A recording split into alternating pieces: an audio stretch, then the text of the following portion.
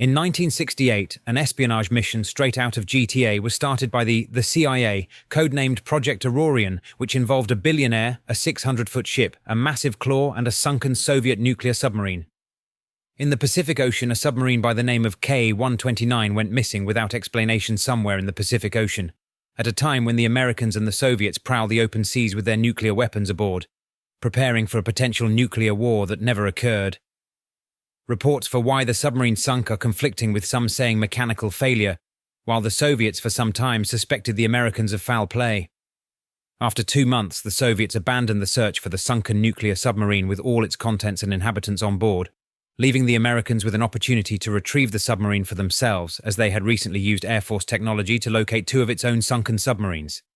The CIA pinpointed K-129 to 1,500 miles northwest of Hawaii and 16,500 feet below the surface, and according to classified CIA files of the time, no country in the world had succeeded in raising an object of this size from such a depth.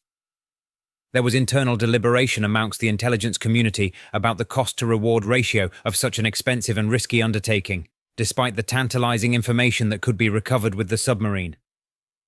K-129 did have values that could not be overlooked, such as codebooks, nuclear warheads aboard, and a chance to understand the manufacturing process behind a rival's submarines, with information like that having the capability to help improve detection and the Americans' own submarines.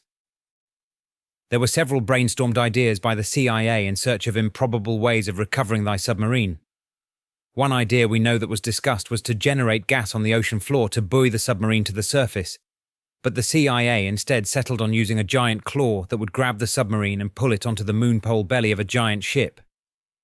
There were some internal law troubles that the CIA would find themselves in if the mission was to be known, so in order to get past this, they enlisted the help of a reclusive billionaire by the name of Howard Hughes to create an elaborate cover story.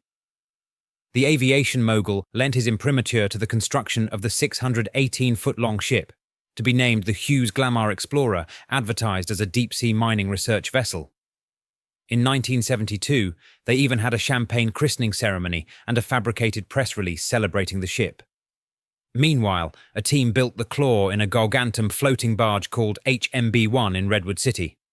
Eventually, the project became a partly successful mission, with only a piece of the submarine was able to be retrieved as a few of the grabber arms encircling the submarine broke and fell back to the ocean floor.